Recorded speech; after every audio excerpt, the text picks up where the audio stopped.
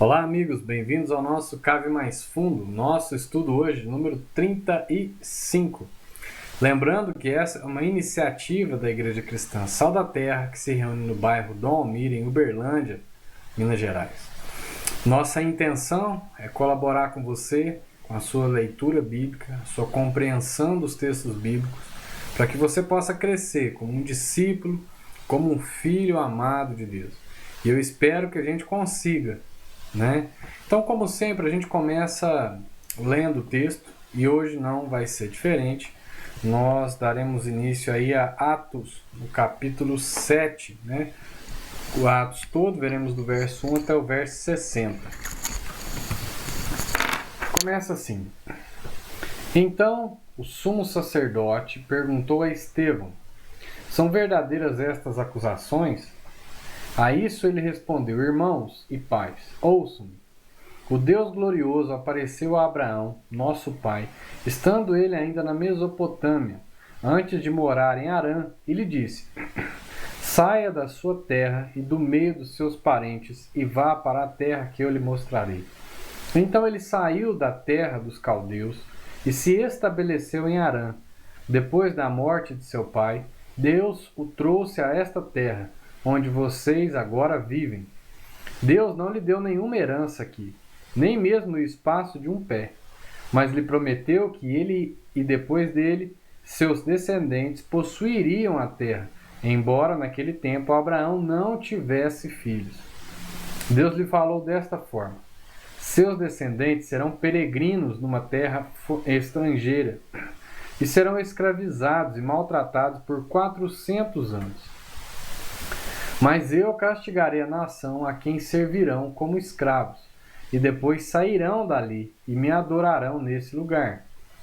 E deu a Abraão a aliança da circuncisão. Por isso, Abraão gerou Isaque e circuncidou 8 dias depois do seu nascimento.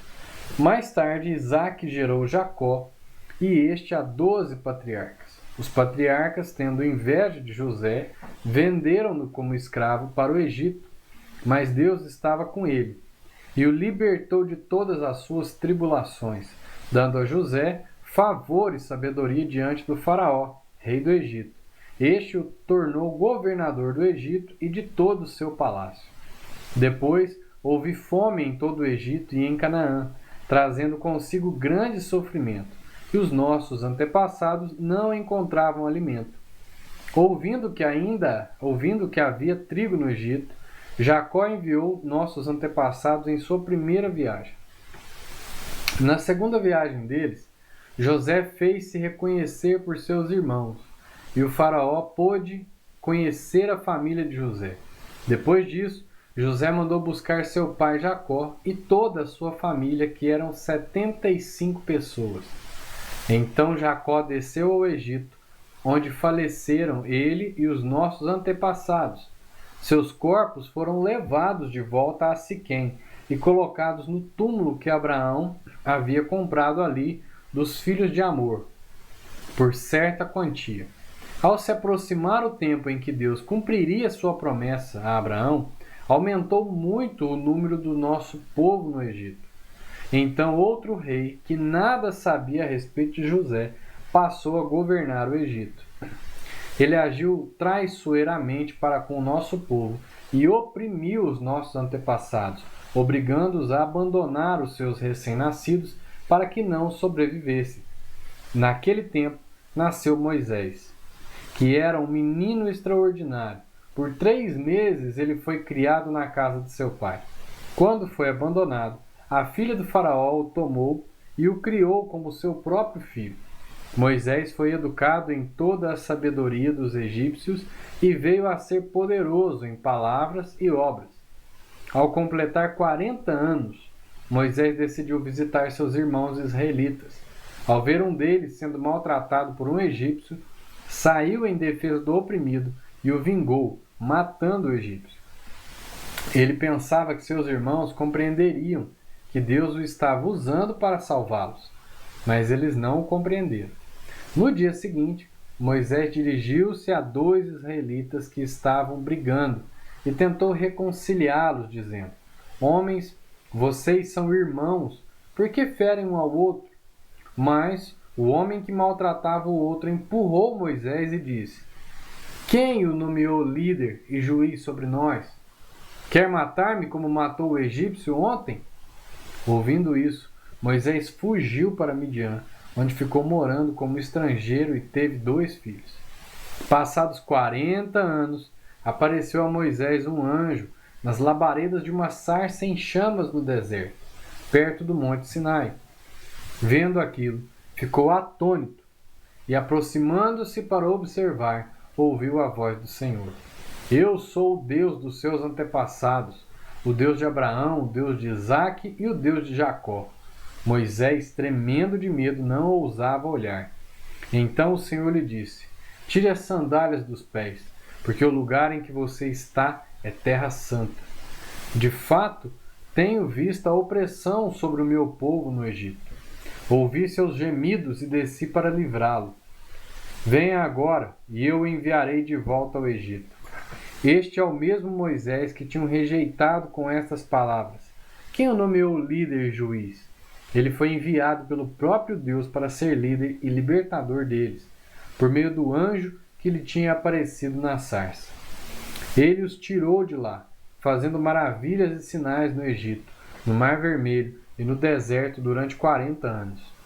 Este é aquele Moisés que disse aos israelitas: Deus lhes levantará dentre seus irmãos um profeta como eu. Ele estava na congregação, no deserto, com o anjo que lhe falava no monte Sinai e com os nossos antepassados, e recebeu palavras vivas para transmiti-las a nós. Mas nossos antepassados se recusaram a obedecer. Pelo contrário, rejeitaram-o e em seus corações voltaram para o Egito. Disseram a Arão: Faça para nós deuses que nos conduzam, pois a esse Moisés que nos tirou do Egito, não sabemos o que lhe aconteceu. Naquela ocasião, fizeram um ídolo em forma de bezerro, trouxeram-lhe sacrifícios e fizeram uma celebração em honra ao que suas mãos tinham feito.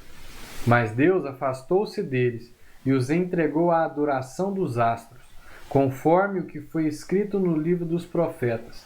Foi a mim que vocês apresentaram sacrifícios e ofertas durante os 40 anos no deserto, ó nação de Israel. Ao invés disso, levantaram o santuário de Moloque e a estrela do seu deus Renfã, ídolos que vocês fizeram para adorar. Portanto, eu os enviarei para o exílio, para além da Babilônia. No deserto, os nossos antepassados tinham um tabernáculo da aliança, que fora feito segundo a ordem de Deus a Moisés, de acordo com o modelo que ele tinha visto. Tendo recebido o tabernáculo, nossos antepassados o levaram, sob a liderança de Josué, quando tomaram a terra das nações que Deus expulsou de diante deles. Esse tabernáculo permaneceu na terra até a época de Davi, que encontrou graça diante de Deus e pediu que ele lhe permitisse providenciar uma habitação para o Deus de Jacó. Mas foi Salomão quem lhe construiu a casa. Todavia, o Altíssimo não habita em casas feitas por homens. Como diz o profeta: Ó céu, o meu trono, e a terra, o estrado dos meus pés. Que espécie de casa vocês me edificarão, diz o Senhor? Ou onde seria meu lugar de descanso? Não foram as minhas mãos que fizeram todas essas coisas? Povo rebelde, obstinado de coração e de ouvidos, vocês são iguais aos seus antepassados, sempre resistem ao Espírito Santo. Qual dos profetas e seus antepassados não perseguiram? Eles mataram aqueles que prediziam a vinda do justo, de quem agora vocês se tornaram traidores e assassinos. Vocês que receberam a lei por intermédio de anjos, mas não lhe obedeceram. Bom, nós temos aqui um texto bem grande, uma parte grande do texto, né? Geralmente a gente não faz essa leitura, né, tão extensa, mas foi interessante fazer essa leitura porque nós vimos no pequeno capítulo de Atos 6, né, que a forma que termina é com Estevão, diante daquela sinagoga do pessoal que tinha sido liberto, que foi escravizado, né? Ele estava lá discutindo com eles. Eles não puderam resistir, né, a forma com que ele falava, a sabedoria que vinha do Espírito. E aí então ele é levado diante do Sinédrio, né, o tribunal do Sinédrio, onde ele é acusado, falsamente acusado, né, são falsas testemunhas. Ele é acusado em relação a Moisés, ao desprezo a Moisés e à lei, e ao templo. Então ele é acusado, assim como Jesus, de heresia. E aí então o sumo sacerdote, Caifás, né, que representava o Sinédrio, ele faz agora, passa a palavra para Estevão, fala assim: e aí, Estevão, o que você tem a dizer? E Estevão faz esse longo discurso que nós lemos, faltam poucos versículos para a gente acabar a leitura do capítulo, né? Faz esse longo discurso, e aí eu queria que agora a gente observasse alguns dos detalhes desse discurso, né? Eu fiz algumas anotações para não perder. Então, nesse discurso, o que o Estevão faz é uma apologia. Né? O que significa apologia? Apologia significa defesa. É mais comumente colocado como um discurso de defesa. Né? Então, a Estevão foi dada a voz para que se defendesse das suas acusações. Né? Então, Estevão, acusado falsamente, foi conduzido ao Sinédrio e, após ouvirem acusações, deram a oportunidade para que falasse, para que se justificasse, para que se defendesse. Estevão, com o rosto resplandecente e cheio do Espírito, né, foi a forma com que eles o viram e testemunharam como ele estava, ele não usa o seu tempo com justificativas sobre as acusações, mas ele faz um discurso sobre aquilo que crê e aponta perante seus acusadores o pecado dos mesmos. Estevão não faz um discurso que rebate argumentos, pelo contrário, ele usa a oportunidade para uma confissão de fé perante seus acusadores. Ele dá testemunho sobre sua fé. Então, Estevão é uma figura muito importante da gente observar nesse sentido. Né? O Estevão, que é o primeiro mártir, o primeiro a ser morto após o Cristo, Pedro, João, os outros apóstolos já haviam sido presos, já haviam apanhado, mas ainda ninguém dos discípulos de Jesus havia sido morto. Estevão, diácono, recém-empossado, recém-oficializado, né, colocado sob esse ofício para desenvolver o seu ministério, foi agora, depois dessa discussão, levado ao tribunal e acontece com ele. Ele vai ser o primeiro a ser morto. Nós veremos daqui a pouco sobre essa morte dele após esse discurso. Né? Então, Estevão é essa testemunha, né? É esse mártir. Então, como eu já disse nos estudos passados, essa palavra mártir significa testemunha. Então, Estevão é essa primeira testemunha, primeiro mártir da igreja, que passa por essa experiência muito parecida com a de Jesus.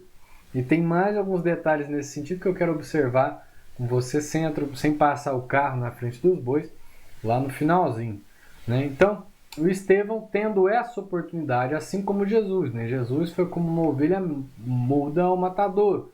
Quando Pilatos passou a oportunidade para que Jesus se justificasse, Jesus não justificou, não se justificou. Estevão agora, né, com o rosto resplandecente, sob o mesmo Espírito, conduzido pelo mesmo Espírito, cheio desse Espírito, né, tampouco faz uma defesa no sentido de quem quer se livrar das consequências daquilo que ele vai ser exposto. Pelo contrário, ele aproveita a oportunidade para fazer uma confissão de fé. E é uma confissão muito rica. Né? E nós vamos olhando mais alguns detalhes, mas é uma confissão muito rica. Porque ele pega toda a história, ele retorna ao pai da fé, ele retorna a Abraão. Ele retorna aquilo que Deus, a aliança que Deus fez com Abraão. Ele retorna a circuncisão, depois ele vai até Moisés, ele faz todo um desenvolvimento histórico. Ele se coloca como parte daquele povo, ele se coloca como descendente daquele povo, do povo de Deus. E um povo que foi acusado, e ele mesmo faz a acusação, de caçar e de matar os profetas que falavam sobre o justo. E ele faz parte do povo, o mesmo povo que aquelas pessoas estão ali representando, né, e que são acusados por ele mesmo de terem agora matado o justo, ou seja, Jesus. Então Estevão aproveita para fazer essa confissão. Ele, dentro dessa confissão, ele acaba respondendo aquilo que eram as suas acusações. Mas dá para ver que não é o objetivo principal responder e muito menos se justificar ou tentar se safar daquilo que ele estava sendo acusado. Tá? Então, a gente pode observar aí uma divisão do discurso de Estevão. Eu pego essa divisão que ela é sugerida pelos comentários Bacon, né? Então a gente observa aí nessa divisão, primeira coisa, são duas divisões básicas. Podemos fazer mais, mas são duas básicas e por isso optei por elas. A primeira, Deus não está restrito localmente e não habita edifícios materiais. Então o que Estevão quis dizer a princípio? A primeira coisa que ele quis dizer, está dentro do seu discurso, é que Deus não está restrito localmente, Deus não está restrito a uma região, Deus não está restrito a Jerusalém, Deus não está restrito ao templo, tá? Ele não habita edifícios materiais.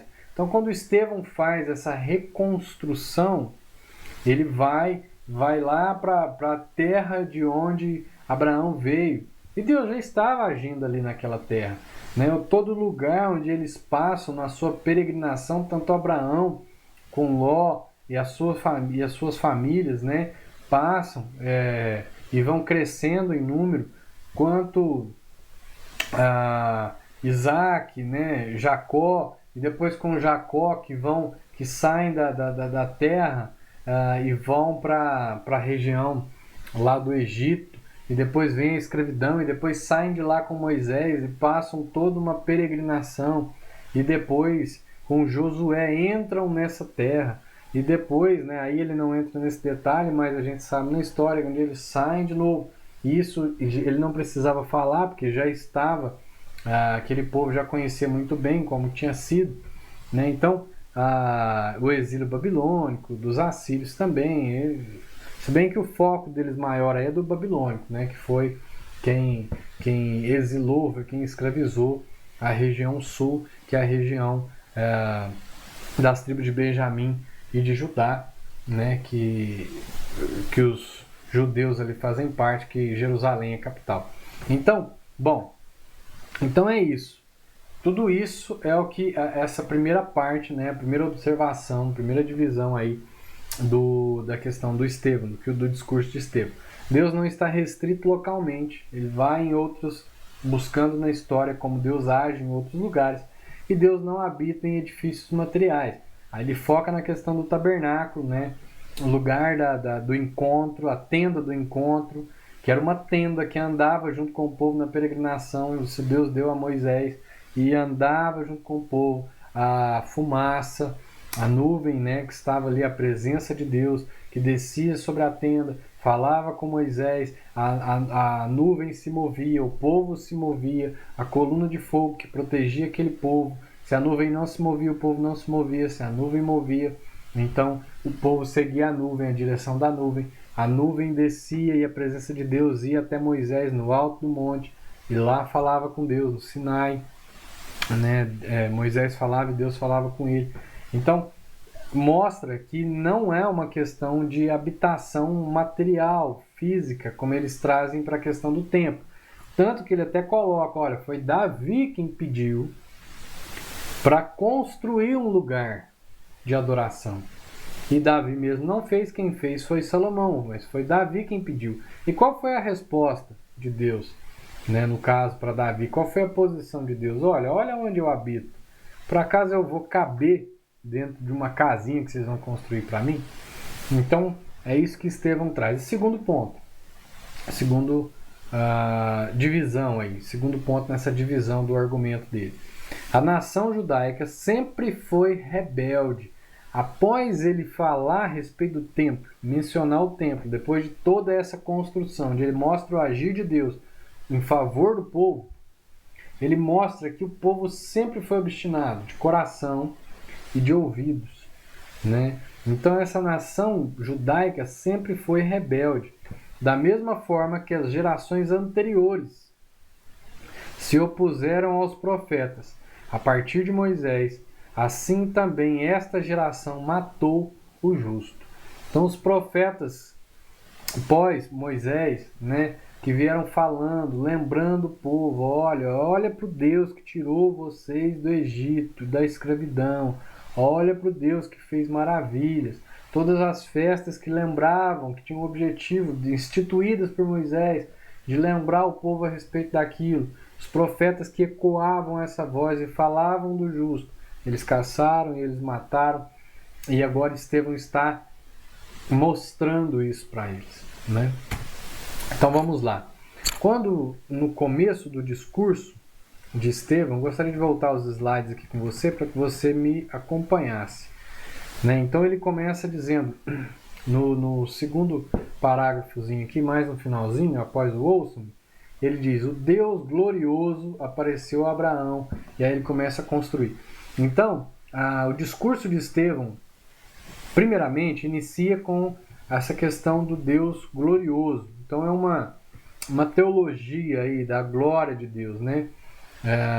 Onde ele fala sobre o templo e a glória de Deus. Essa é a primeira divisão lá do que eu acabei de apresentar, das duas. O templo e a glória de Deus. Então Estevão está diante de Caifás, sumo sacerdote que presidiu o Sinédrio, e este lhe passa a palavra. Estevão fala sobre o Deus da glória.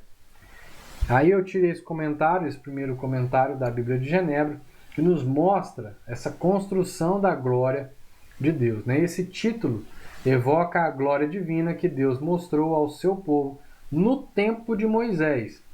A coluna de nuvem, como eu já disse, a gente pode ver isso lá em Êxodo 14:19, Êxodo 16:10 e no Salmo 105:39. Essa função e essa glória revelada na nuvem, na Shekinah, né? A coluna de fogo, Êxodo 14:24, que acompanhava o povo durante a noite. A glória do Senhor na montanha, onde nem animal, quando Deus foi revelar as suas diretrizes para Moisés, nem animal podia encostar no monte, senão ele teria que ser morto, teria que ser apedrejado. Então ninguém poderia encostar naquele monte, só poderia subir as pessoas que foram escolhidas, selecionadas por Deus. E é um lugar restrito onde Deus falava somente com Moisés. Então a gente vê essa glória de Deus na montanha, né, no Sinai. Êxodo 24:15-18, a gente pode ver isso. 2 Coríntios 3:7 também. E a glória do tabernáculo, né? Essa questão do lugar do encontro, o tabernáculo do encontro, onde Deus dá toda a diretriz para que aquele lugar pudesse ser feito, aquele tabernáculo pudesse ser feito, construído. E aí ele então é feito para adoração. A adoração que depois vem acontecer no templo, inicia-se nesse tabernáculo que é construído. Então Êxodo 40:34-35, a gente pode ver isso. E João 1:14, nessa glória do tabernáculo. Bom, então essa é a base, essas são as ideias, essa é a construção teológica que está contida, né, ainda que de forma um tanto implícita, mas para os seus ouvintes isso seria explícito, talvez implícito para nós, mas explícito para os ouvintes, né, de Estevão. Então essa teologia da glória de Deus. Estevão reconstrói a sua história a partir de Abraão, apesar de que essa teologia da glória remonta ao tempo de Moisés, né? Então esse Deus da glória, Estevão remonta isso a partir de Abraão, pai da fé, em quem por obediência e pela aliança da circuncisão a nação é formada. Então a nação é formada por esse Deus da glória a partir de Abraão, que é pai da fé, com quem Deus faz uma aliança, que é a aliança da circuncisão, que seria a marca na carne dos filhos, homens, desde do seu 8º dia ali de nascimento. Então todo aquele povo tinha essa marca. Se alguém de fora do povo se convertesse ao judaísmo, teria que passar pela circuncisão para ter a marca e ser considerado participante do povo. Ok?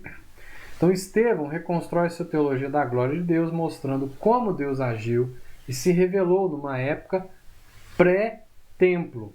Esse é o foco. Pré-templo. Foi Deus quem insistiu instituiu detalhadamente a forma de culto do Antigo Testamento. Ele passou isso para Moisés nos mínimos detalhes, tá? Com base em sua revelação de leis que guiavam o povo e revelava o que agradava e desagradava a Deus. Então Deus, ele se revela. Esse Deus da glória se revela. Ele escolhe a Moisés e Moisés é porta-voz dele para esse povo. Ele mostra em detalhes, escreve em 2 tábuas, tábuas de pedra, que são colocadas na Arca da Aliança, os mandamentos, tem várias diretrizes, até mesmo para o julgamento do povo. Tudo isso é colocado lá, a forma de culto que agradava a Deus e que não agradava, até a roupa, a construção do tabernáculo, a roupa, as pedras que tinham que ir, que tipo de roupa, quem deveria usar a roupa, a separação das tribos nas suas responsabilidades, tudo isso foi dado a Moisés detalhadamente, né? As leis reveladas e gravadas por Deus e dadas a Moisés eram um parâmetro de julgamento do povo. Quando Estevão chega em Davi, no momento que Estevão chega em Davi, mostra que diferente de Moisés, agora é Davi, porque para Moisés foi Deus quem falou assim, vai lá e faz. Davi foi quem lá na frente, né, segundo rei, um rei segundo o coração de Deus, um homem segundo o coração de Deus, ele vai lá e pede, ele fala assim, tá errado eu morar nesse lugar e Deus ficar num barraco. Eu tenho que construir um lugar. Ele sentiu que tinha que construir um lugar, ele teve vontade, foi lá e falou com Deus, e Deus falou assim, beleza, vou deixar você fazer, apesar de que eu não vou caber lá dentro, mas é Salomão quem vai construir, né? Então, um templo para a sua habitação. Estevão lembra que Deus disse, o que Deus disse sobre o templo construído por Salomão. Versos 48 ao 50, nós vemos isso aqui, né? Todavia o Altíssimo não habita em casas feitas por homens, como diz o profeta. O céu é o meu trono, e a terra o estrado dos meus pés. Que espécie de casa vocês me edificarão, diz o Senhor? Ou onde seria o meu lugar de descanso? Não foram as minhas mãos que fizeram todas as coisas? Então, aí, essa colocação, né, no discurso de Estevão. O segundo ponto, aqui nós falamos a respeito do templo, né, e da glória de Deus. A glória de Deus, como funcionou, e depois em Davi, como surge a questão do templo, e a crítica que Estevão começa, a partir dessa questão do templo, a apontar a dureza do coração daquele povo, desde os seus antepassados, e a dificuldade que eles têm de ouvir, né? Então, nação rebelde que matou os profetas e o justo. Segunda divisão do discurso de Estevão. Versos 51 até os 53, nós vemos povo rebelde, obstinado de coração e de ouvidos. Vocês são iguais aos seus antepassados. Sempre resistem ao Espírito Santo. Qual dos profetas os seus antepassados não perseguiram? Eles mataram aqueles que prediziam a vinda do justo, de quem agora vocês se tornaram traidores e assassinos. Vocês que receberam a lei por intermédio de anjos, mas não lhe obedeceram. Então agora, Estevão está apontando isso. Agora ele está revelando, dando nome, características do pecado daquele povo, que parte dele está representada ali no Sinédrio, julgando Estevão. É muita coragem, né? Então Estevão se inclui na história da nação, cujo Deus é o Senhor. É interessante que Estevão não faz isso do lado de fora. Parece que assim como Pedro, João e os apóstolos, Estevão estava ali, diante da oportunidade que foi dada, pregando o Evangelho. E essa pregação do Evangelho, feita também, porque a mesma acusação, de certa forma, foi feita, de certa forma não, idêntica, né? Com outras palavras, mas assim, em essência é idêntica. Aqui, o que Pedro colocou diante do Sinédrio é a mesma coisa. Foi a mesma coisa. E Pedro não tinha ali o rosto resplandecente, né, como Estevão tinha, mas o ponto foi o mesmo, apontou o pecado. E Pedro e os apóstolos vêm trazendo aquele povo ao arrependimento. Estevão parece que não foi dada a oportunidade para que ele chegasse até esse ponto. Mas parece que do seu coração é isso. Porque Estevão não se coloca do lado de fora como alguém que acusa aquele povo. Apesar de Estevão ser dos judeus de fala grega e não dos judeus de fala hebraica, né? Estevão certo, se coloca dentro desse povo, dentro dessa origem, dentro do povo de Deus, e ele coloca, então ele não se coloca como alguém que está de fora e aponta o dedo de algo errado, de um povo que está errado, mas ele diz, olha, é o nosso povo, tanto que ele começa o seu discurso dizendo pai, irmãos, né? Ele reconhece até mesmo os anciãos, né? Ali no meio, olha, pais. Então, quando ele está dizendo pais, ele está reconhecendo os anciãos, os líderes, aqueles que têm o que dizer. Ele diz irmãos, ele está se colocando como parte daquele povo. Ele usa os termos respeitosos, né? Irmãos e pais. Estevão faz uma reconstrução da história para apresentar o evangelho. A boa notícia que vem para aqueles que são indesculpáveis. Então, para quem vem a boa notícia? Para aqueles que são indesculpáveis. Então, para que se torne boa notícia, é preciso uma ligação histórica. Toda vez que o evangelho é pregado, ele é pregado dentro de um contexto, mas a partir de uma história. Então, quando o evangelho é pregado, uma história tem que ser explicada. Por mais que aquele povo já soubesse tudo o que Estevão estava falando, Estevão faz o link na história onde Jesus entra. Então, para que ele se tornasse, para que fosse boa notícia, tinha que ser uma boa notícia para quem é indesculpável diante de Deus. Então, para o evangelho vir salvar, ele tem que salvar o perdido. Como é que ele vai salvar alguém que ainda não se encontra perdido? Então, essa é a ideia, né? Espero que você esteja compreendendo. Ele revela historicamente a rebeldia insistente do seu povo e diz que são obstinados. Outras versões, a Almeida Revista Atualizada, corrigida, vai colocar como incircuncisos. Né? Então, esses obstinados também pode ser lido como incircuncisos. Olha que interessante. Ele começa com Abraão, mostrando a aliança que Deus faz com Abraão, pela obediência de Abraão e pela circuncisão. Então aí ele usa o termo de incircuncisos, ou seja, aqueles que têm a circuncisão na carne, mas que não têm a circuncisão no coração. É interessante, né? Paulo depois vai trabalhar isso muito bem, porque Paulo vai pregar primeiramente para o seu povo, para depois pregar para os gentios. E quando ele prega para o seu povo, o que dói em Paulo é justamente essa incircuncisão de coração e de ouvidos do seu próprio povo, essa obstinação de coração e ouvidos. Por causa da dureza de seus corações e da insistência em não ouvir a voz de Deus e se fecharem, repetiram e continuariam repetindo o mesmo que seus pais, que mataram profetas que falavam do justo, título muito usado por Isaías para falar do Senhor Todo-Poderoso e de Jesus, que ainda era dito em profecias e não por esse nome, né? Especificamente. E o próprio justo, Jesus. Então ali, esse povo que se encaixava nesse perfil demonstra de forma testemunhal, eles dão agora testemunho de que continuariam da mesma forma por conta da dureza de coração e de ouvidos. Então, contra o lugar santo, contra a lei, né? Essa é a acusação lá no capítulo 6, capítulo anterior, versos 13 e 14. A acusação que é feita sobre Estevão, né? Que agora ele se justifica. Então essas eram as acusações feitas a Estevão. Ele responde conforme ele e todos os cristãos da época criam. Então ele aproveita para fazer uma confissão de fé. Ele está expondo aquilo que ele acredita em detalhes.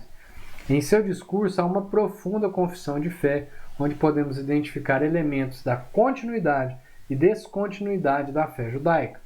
Essa é a questão, né? Então a lei de Moisés, toda a lei de Moisés, essa lei de Moisés é cumprida em Cristo. A questão do sacrifício é cumprida em Cristo. Então isso já não se repetiria mais. E aí isso vai se desenvolvendo ao longo da fé, quando ela vai passando do judaísmo para o cristianismo. Porque os primeiros eram judeus que criam em Jesus. e depois é que vai se consolidando a fé cristã. E essa consolidação é esse processo de continuidade e descontinuidade com a fé judaica. Então, muita coisa do cristianismo está linkada à fé judaica. Por isso é tão importante para nós conhecer a história. Porque não é a história daquele povo, mas é a nossa história. Ok? Nós somos inseridos nesse povo. Então, mas muitas coisas ritualísticas, por exemplo, ficam para trás. Não são observadas, não são guardadas pelos cristãos. Então, essa é a descontinuidade. Então, aí nós já podemos observar também no discurso de Estevão essa continuidade e descontinuidade com relação à fé judaica. Ok? Espero ter esclarecido até aqui, nós já fizemos a maior parte do estudo. Versos 54 ao 60, os últimos versos. Ouvindo isso, ficavam furiosos e rangiam os dentes contra ele. Mas Estevão, cheio do Espírito Santo, levantou os olhos para o céu e viu a glória de Deus, e Jesus de pé, à direita de Deus, e disse: Vejo o céu aberto e o Filho do Homem de pé, à direita de Deus. Mas eles taparam os ouvidos e, gritando bem alto, lançaram-se todos juntos contra ele. Arrastaram-no para fora da cidade e começaram a apedrejá-lo. As testemunhas deixaram seus mantos aos pés de um jovem chamado Saulo. Enquanto apedrejavam Estevão, este orava: Senhor, Senhor Jesus, recebe o meu espírito. Então caiu de joelhos e bradou: Senhor, não os consideres culpados deste pecado. E dizendo isso, adormeceu. Bom, ficavam furiosos e rangiam os dentes. O discurso de Estevão despertou fúria naqueles homens obstinados de coração e ouvidos. Quando a maldade dos homens é revelada diante deles, seu coração é exposto e há somente duas reações possíveis e somente uma desejada. As duas possíveis são o coração endurecido e os ouvidos tapados, que mostram insistente rebeldia. A segunda é que enquanto que tristeza, lamento e choro mostram ruptura com maldade. Então, duas coisas são reações que acontecem quando a maldade, o pecado dos homens, o efeito do pecado, a maldade, é exposta. Um é que o coração se endureça ainda mais. Foi o que aconteceu com esses homens. Rangiam os dentes de raiva. Diz: nós somos povo de Deus, não somos esse povo que você está dizendo que a gente é. Essa foi a reação deles. A reação indesejada. E tem a reação desejada, que é acompanhada de tristeza, lamento e choro, e mostra a ruptura com a maldade. Arrependam-se, sejam batizados em nome do Pai, do Filho e do Espírito Santo. Então esse é o desejo. Isso foi o que aconteceu com aqueles homens após o Pentecostes, 3.000 que se converteram, né, após a pregação de Pedro. Fala: e agora o que a gente faz? E Pedro disse: vocês se arrependam, vocês sejam batizados e vocês vivam uma vida separada, né, desse povo. Vivam uma vida santa, vivam uma vida que expresse salvação. Então é isso, né? Basicamente. Então, Jesus, filho do homem de pé, o que Estevão viu naquele momento? Filho do homem de pé, à direita de Deus. Filho do homem era a forma que Jesus falava de si mesmo. Não sei se vocês lembram quando nós estudamos o Evangelho de Lucas, né? Onde Jesus fala constantemente a si mesmo a respeito do Filho do homem. Então era a forma que ele falava de si mesmo, sendo que foi usada em cerca de 80 vezes. Então Jesus falava a respeito de si, depois os outros vão falar se dirigindo a Jesus dessa forma: Filho do homem, como Estevão fez agora. Ele viu ele à direita de Deus. Isso, à direita, indica a posição de honra e poder equivalente. Então ele está dizendo que viu as duas pessoas, né, da Trindade. O Espírito estava com ele estava cheio do Espírito. E ele viu o céu aberto com Jesus à direita de Deus.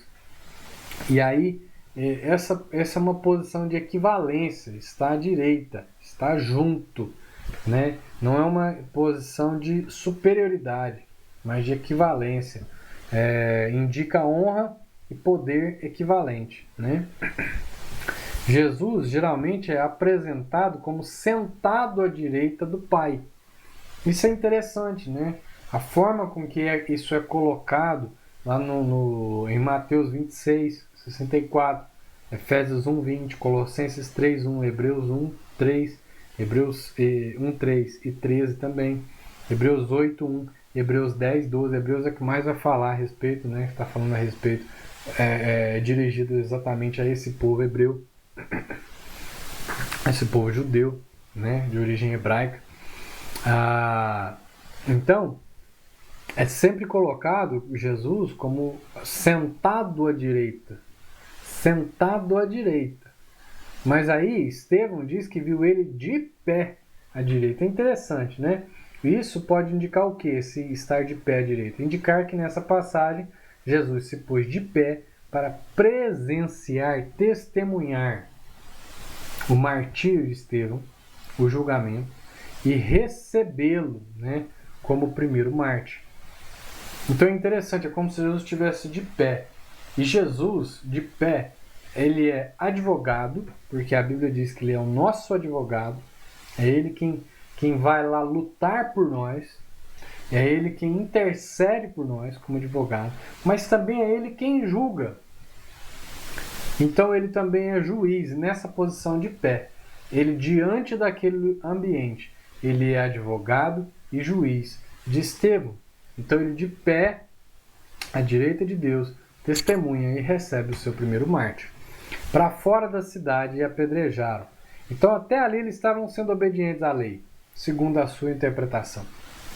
Ainda sustentando a dureza de coração, rejeitando aquele que vem falar em nome de Deus, assim como seus antepassados rejeitaram e mataram aqueles profetas que falavam em nome do justo. Bom, com corações duros e negando a própria maldade, aqueles homens, baseados em textos como Deuteronômio 17, de 1 a 7, que vai mostrar essa questão de ser levado para fora e ser apedrejado. É um dos casos que tinha que ser levado para fora e apedrejado, né? Levaram o herege para fora da cidade e o apedrejaram.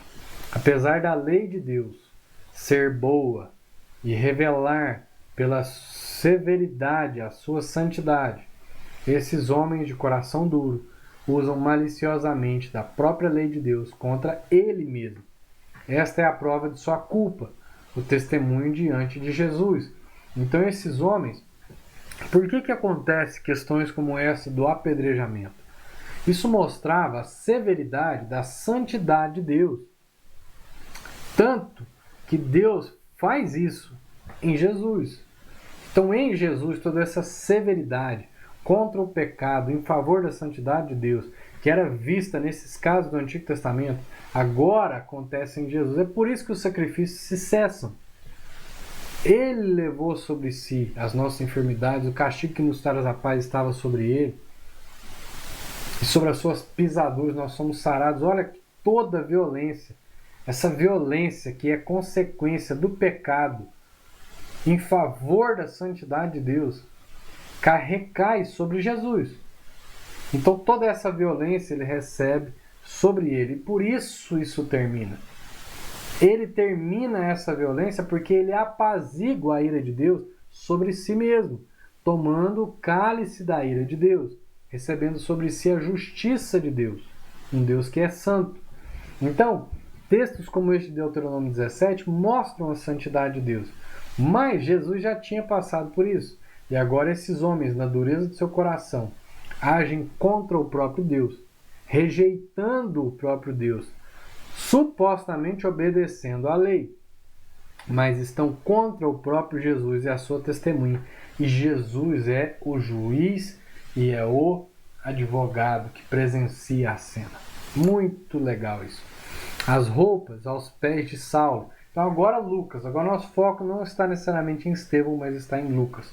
Lucas introduz Saulo, o seu futuro companheiro de ministério, de forma que o coloca como próximo do Sinédrio. Então Saulo, né, aí no caso, ele é aquele que está próximo do Sinédrio. certamente não como parte do Sinédrio, mas como próximo do Sinédrio, pois ele era fariseu e também foi discípulo de Gamaliel, né? Então ele estava ali aprovando a morte de Estevão e ainda por cima ele poderia ser um possível instigador do julgamento de Estevão. Alguém que foi lá botar lenha na fogueira para que Estevão, que isso não passasse batido, porque ali tinha um homem que se levantava contra Deus, contra tudo aquilo que eles conheciam a respeito de Deus, tudo aquilo que eles defendiam a respeito de Deus. Então provavelmente Saulo era um desses instigadores. A partir do próximo capítulo de Atos, ou seja, Atos 8, que nós veremos na próxima segunda, Saulo será uma das pessoas mais citadas. Então daí até o fim de Atos, ele vai ser dos mais citados. Senhor Jesus, recebe o meu espírito. Então caiu de joelhos e bradou: Senhor, não os consideres culpados deste pecado. Olha que legal a forma como termina que Estevão é morto, né? Por que legal? Não estou dizendo que é bom, mas, né? Dizendo isso adormeceu. Estou dizendo, a comparação que eu quero fazer é a experiência que Estevão passa como primeiro mártir com a morte de Jesus. Então Lucas parece remontar o cenário da morte de Jesus, narrado em seu evangelho no capítulo 23, nos versos 34 e 45. Né? A questão do não colocar sobre eles o pecado, né? Perdoa porque eles não sabem o que fazem. Estevão disse o mesmo que Jesus disse, narrado no evangelho de Lucas. A questão do Espírito: em suas mãos entrego o meu Espírito. Né? Jesus falou o mesmo. Então parece que Lucas faz essa remontagem justamente para poder destacar Estevão. Não que Estevão não tenha dito isso, mas Lucas coloca isso de forma a destacar Estevão. Então Estevão, como o primeiro de muitos outros mártires, vive uma experiência muito parecida com a de Jesus, tanto no julgamento injusto, que Jesus também passou, quanto na experiência da morte. Estevão também morre com a mesma disposição de Cristo. Que disposição é essa? Intercedendo por seus opositores. A forma como Estevão morre serve de exemplo, modelo, sobre como deve ser a vida e a disposição de todos os cristãos. Ele se torna um exemplo de como devem ser as testemunhas do Cristo, para as quais veio o poder do Espírito Santo. Vocês vão receber poder para serem minhas testemunhas em Jerusalém, na Judéia, Samaria e os confins da terra. Estevão está fazendo isso em Jerusalém, né? Cheio do Espírito, no poder do Espírito.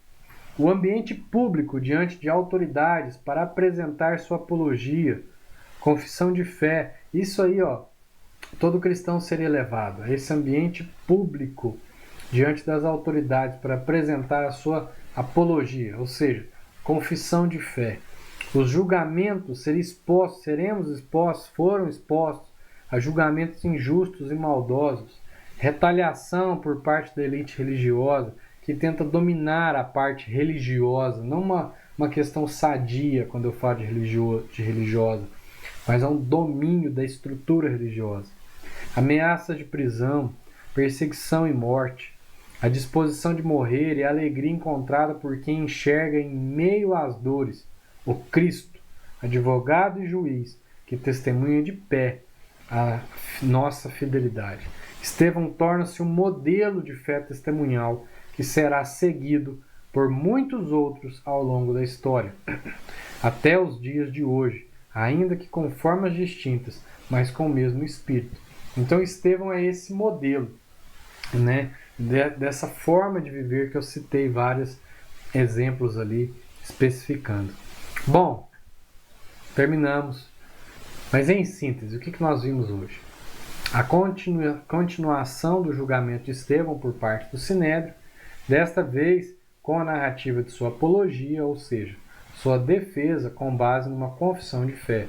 Nós vimos alguns elementos elencados na narrativa de Estevão que mostraram como Deus, a partir da sua glória, constituiu um povo por meio da aliança da circuncisão e da fé obediente de Abraão, e por meio de Moisés se revelou a eles dando leis, diretrizes, construindo símbolos e estabelecendo festas que comporiam a forma de culto agradável a Deus. Como Deus não precisava de templo, mas aceitou o pedido de Davi e foi concretizado por Salomão. Como o povo de Deus foi duro, incircunciso de ouvidos e coração. Foram rebeldes e se voltaram contra os profetas que anunciavam sobre o justo, e foram contra o próprio justo, ao ponto de matá-lo. Vimos também o julgamento injusto e a morte de Estevão, remontando o cenário da morte do próprio Cristo, conforme descrito por Lucas em seu Evangelho. A inclusão de Saulo como alguém que era favorável à morte de Estevão. E na prática, o que nós aprendemos? Primeira coisa, o caráter testemunhal da fé cristã é afirmar com clareza o que crê e estar totalmente comprometido nisso, ao ponto de expor a própria vida. Então, a primeira coisa prática que nós podemos aprender é que o caráter testemunhal da fé, ou seja, uma fé que é exposta, que dá testemunho. Primeiro caráter é afirmar com clareza, não com dúvidas, mas com clareza, assim como Estevão fez ao expor toda a história. Expor o que crê, com clareza, e estar totalmente comprometido nisso, comprometido com o que professa, ao ponto de expor a própria vida. Como afirmou o apóstolo Paulo, viver é Cristo e morrer é lucro. Não há outra vida para o cristão a não ser a que foi dada por Cristo em sua ressurreição. E não há outro padrão de vida a não ser o dele. Padrão este que o levou por amor até a exposição e o extremo da violência e maldade humana por parte de seus opositores. Assim é a vida cristã, a vida testemunhal cristã. A nossa fé tem que ser clara, exposta com clareza. Nosso compromisso tem que ser tão grande, ao ponto de estarmos dispostos a sermos expostos, e ainda que isso custe a nossa vida. Primeiro ponto. Segundo ponto, prático. A pregação deve estar sempre conectada à revelação de Deus, ao longo da história. Como eu já afirmei lá atrás, nesse mesmo estudo, a pregação deve estar sempre conectada à revelação de Deus ao longo da história. Você prega para uma pessoa que está num ambiente, mas essa pessoa tem que ser conectada à história de Deus com o povo, à história de Deus com a humanidade. Ela deve sempre, a pregação, respeitar que Deus é criador de todas as coisas e que as fez perfeitas. Deve sempre afirmar o pecado como raiz e fruto da rebeldia humana e deixar claro que, por isso, estão separados de Deus e entregues à merecida condenação. Deve fazer todas as afirmações todas as afirmações da pregação evangelística, deve ser movido de compaixão, de maneira que revele a graça de Deus em Jesus. O pregador deve crer na possibilidade de conversão. Por isso que ele prega, porque tem gente ali que vai ouvir e vai se converter. Mas precisa sempre estar preparado para a revolta dos rebeldes e estar disposto a recebê-la, receber essa rebeldia sobre si. Esse é o nosso segundo ponto prático. E o terceiro e último. Todas as coisas são feitas diante de Deus. Toda a nossa vida é feita, acontece diante de Jesus, que está à destra de Deus. Ele é tanto advogado, intercessor, como justo juiz. Ele, sobre quem sobreveio o castigo de Deus, o cálice de sua ira, é a nossa justiça, e por isso estamos seguros. Porém, nossa segurança é provada e comprovada na forma como vivemos, testemunhamos a nossa fé. Esse é o fruto, é uma fé que frutifica, é a fé que dá testemunho, é a fé que frutifica. É fé acompanhada de obras, né? Testemunho é a obra da fé. É na certeza desse ambiente de júri, onde Deus está ali, né? Onde Jesus está testemunhando tudo, com temor e gratidão, que a vida cristã é vivida. É nessa consciência. Tal ambiente deve, assim como no caso de Estevão, servir de incentivo para não temermos e nem negociarmos o valor de nossa fé. Pois aquele que perseverar até o fim será salvo, e para este está reservado novo céu e nova terra com todas as suas promessas, conforme Apocalipse 21, principalmente no verso 7. Bom, terminamos por aqui. Espero que tenha conseguido aí contribuir para a sua compreensão. Espero que tenha ficado claro, esse era o objetivo, tá? Se você gostou, se você não gostou, se você discorda de alguma coisa, se você quer complementar, vai lá nos comentários e posta. Faz isso, por favor, tá? Mas sempre orientado pela palavra de Deus e não só aí com seus pressupostos, argumentos, sentimentos, tá? Você entendeu, né? Se ainda não está inscrito no nosso canal, se inscreva, curta, compartilhe com amigos, parentes, com quem você achar que essa mensagem vai contribuir, esclarecer. Ok? Até a próxima segunda, às 19 horas, se Deus nos permitir.